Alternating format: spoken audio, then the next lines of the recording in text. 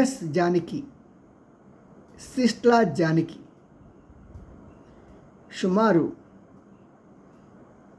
ఒక 70 సంవత్సరాల పాటు పాటలు పాడుతూనే ఉంది ఆవిడ. అనేక పాటలు, 48,000 పైగా పాటలు పాడారు. చిన్నపిల్లల పాటలు పాడాలన్నా సరే, పెద్దవాళ్ళు ముసలివాళ్ళ పాటలు పాడాలన్నా సరే, తన వాయిస్లో మిమిక్రీని జోడించి మన ఎస్వి బాలసుబ్రహ్మణ్యం లాగా ఆవిడ చక్కగా ఆ పాటలు పాడి ప్రజలని ఎంతో పరవశింపచేసేవాళ్ళు. ఆవిడ సుమారు 1932లో జన్మించి 2026 జూలై 11వ తారీఖున ఆ పరమేశ్వరుని చెంతకు చేరుకున్నారు. ఈ విషయం చాలామంది గాయపడుతుంది. తెలిసిన వెంటనే అయ్యో అనిపించింది. ఎందుకంటే అఫ్కోర్స్ ఆవిడ గత 10 సంవత్సరాలుగా పాటలు పాడటం మానేశారు. 2016 నుంచి. ఒక 2018లో మాత్రం ఒక తమిళ్ సినిమాకి పాడటం జరిగింది, ఒకే ఒక పాట. మరి ఆవిడ పాడిన పాటలు ఎన్నెన్ని పాటలండి.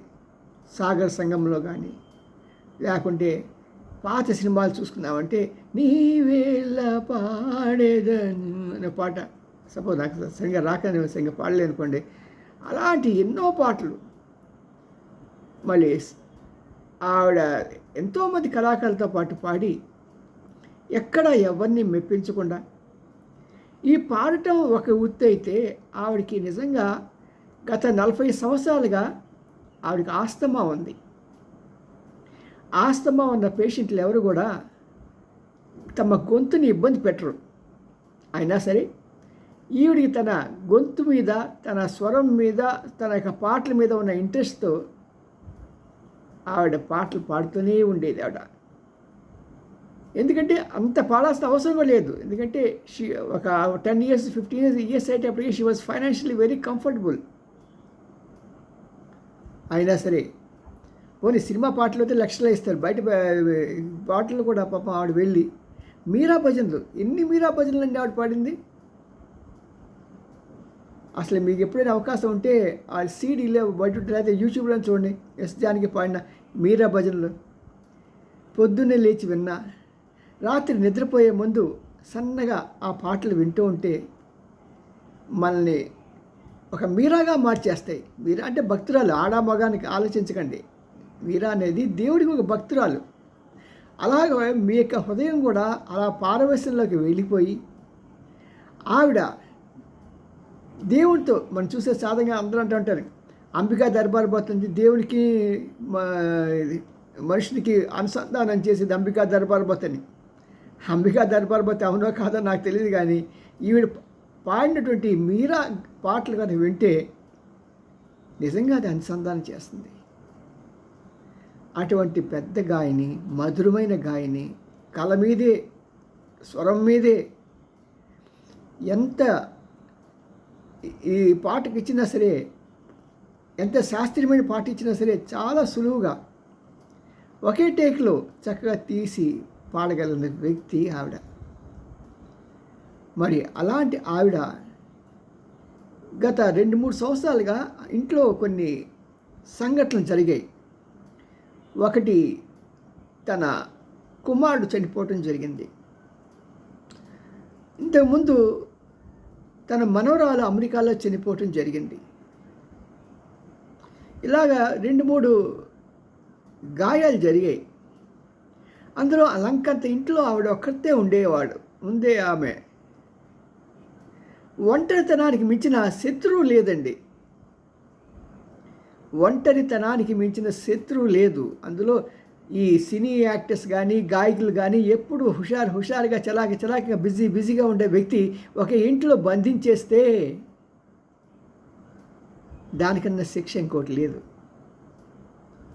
మరి అలాగా ఆ ఒంటరి జీవితంలో అలా ఒంటరిగా ఉండటం మూలంగా కూడా ఎప్పుడూ అదే ఆలోచన చుట్టుముట్టు ఉంటాయి. తన కుమారుడు, చెట్టంత కుమారుడు తన ముందే కళ్ళు మూసుకుంటే ఏ తల్లి హృదయం పగిలదండి. పోనీ ఈవిడికి ఇంకేమైనా యావిగేషన్ ఉందంటే పాపం ఏమి యావిగేషన్ లేదు, సంగీతం వెంటనే తెప్పించి అందులో బయటికి పెట్టడం పాపం తగ్గించేస్తారు. She is 86 years old. ఆవిడకి 86 సంవత్సరాలండి. అయినా సరే ఇవాళ ఆలి ఇంటర్వ్యూ చేస్తున్నప్పుడు అడిగానమాట, నేను ఒక 4 గంటల ముందే ఆవిడతో మాట్లాడాను ఫోన్లో అని. నాన్న నువ్వు ఎప్పుడైనా బెంగళూరు వస్తే నువ్వు రా, వచ్చి కలువు, లేకపోతే నేను హైదరాబాద్ వస్తే నీకు కబురు పంపిస్తాను, కలుద్దామని.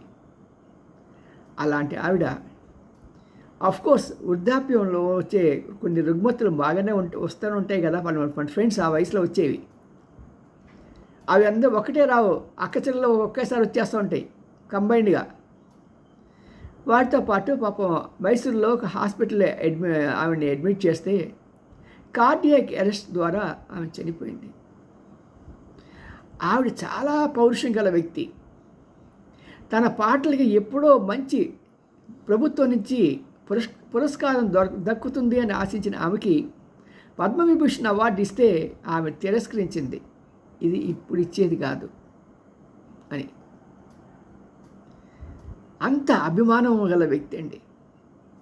అలా అని చెప్పి పొగరలేదండి అసలుకి. ఒక చిన్న కొత్తగా వచ్చిన సింగర్తో పాట పాడినా సరే ఆ కుర్రవాడిని ఎంకరేజ్ చేసేదే కానీ ఈవిడ అతను నిరుత్సాహపరిచేది కాదు. అమ్మ తప్పులేను అంటే చెప్పమ్మా అంటే అతను అడిగితేనే ఈవిడ చెప్పేది, నాన్న ఆ గమకం ఇలా పలకాలి, ఇలా పలికితే బాగుండేదని. మరి అలాంటి చక్కని వ్యక్తిని నేనే ఎస్ జానకి గారు లేకపోతే జానకమ్మ అంటూ ఉంటాం, కానీ అందరూ కూడా అమ్మ అమ్మ అంటారు. ఎస్ జానకి అంటే ఒక మాతృభావం. ఆవిడ కట్టుకున్న బట్టలు కానీ, ఆవిడ పెట్టుకున్న బొట్టు కానీ, ఆవిడ పండు వెంట్రుకలు కానీ అన్నీ కూడా గౌరవ భావాన్ని తీసుకొచ్చేవి.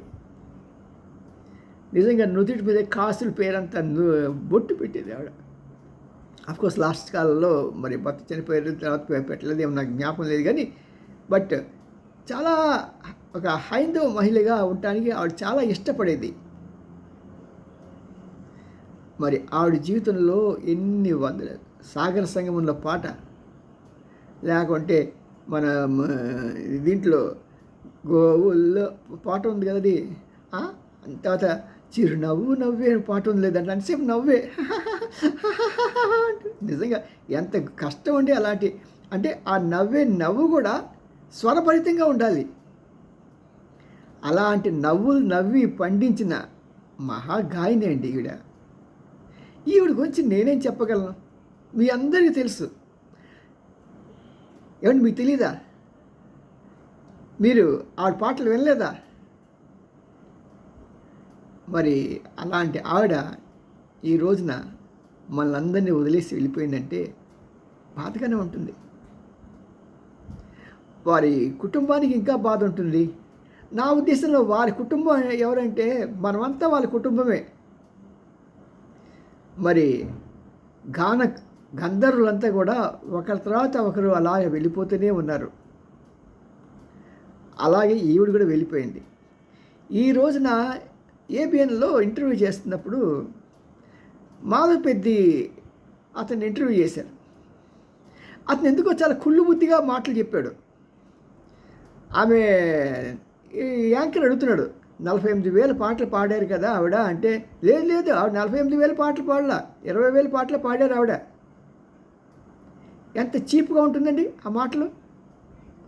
ఆ తర్వాత ఇంకే ప్రశ్న, ఆవిడ నేను ఒకే మంచం మీద పడుకునేవాళ్ళం. ఏ మాట అది? ఆవిడకి నా కజిన్ సిస్టర్ అవుతున్న తర్వాత చెప్తాడు. మాటలు రాకపోతే నోరు మూసుకుని కూర్చోవాలి.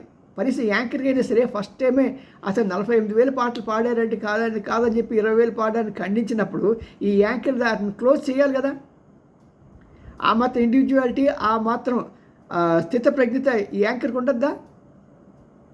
ఇంకా ఏదో సొల్లు వాగుడు వాగాడు. ఇంకా చాలా తప్పదు మాధవపెద్ది. ఆమె నాకు కజిన్ సిస్టర్ అవుతుందంట.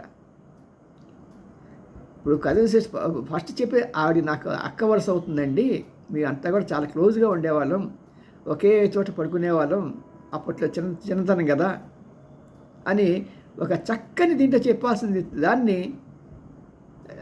చాలా మొరటుగా చెప్పడం అనేది చాలా విచారకరమైన విషయం. ఏ యాంకరేజ్ అని విజ్ఞప్తి చేస్తున్నాను, ఇలాంటి వాళ్ళు ఎవరినైనా సరే మాట్లాడితే వెంటనే కట్ చేసేయండి వాళ్ళని. ఫస్ట్ దాంట్లో యాంకర్స్కి, ఆ వాళ్ళ న్యూస్ రీడర్స్కి ఆ స్వతంత్రాన్ని ఇవ్వండి. ఎడిటర్స్ లేకుంటే చాలా బాధపడతాం అలాంటి వాళ్ళం.